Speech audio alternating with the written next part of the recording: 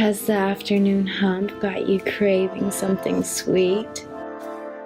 Well, you might just find your satisfaction with these salty chocolate balls. Start by using your favorite nut. We used almonds for a hint of marzipan flavor. Other nuts like walnuts or pecans will do the trick just as well. Beat those nuts until they turn into a finely ground almond meal. Come closer, come closer. It's time for a date, a sweet treat in your mouth.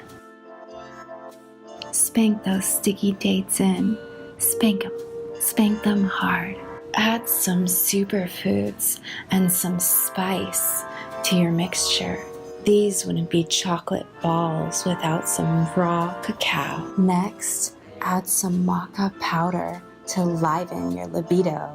Cinnamon is not just for buns, but also for balls. Add the wet ingredient, vanilla extract. Make sure all of it gets in the hole.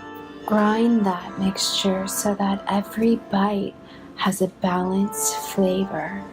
If you grind it long enough, you might just get a monster ball like this one. Here's the hands-on part. Roll those balls in your hands.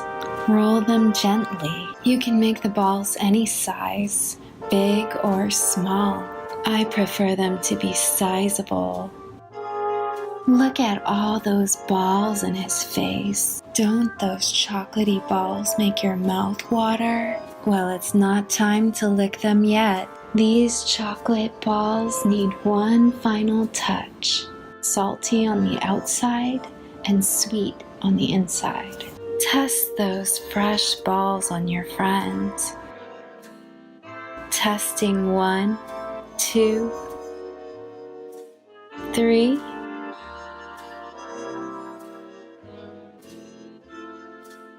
Or you can enjoy your own salty chocolate balls. But be careful, you might not stop eating your balls.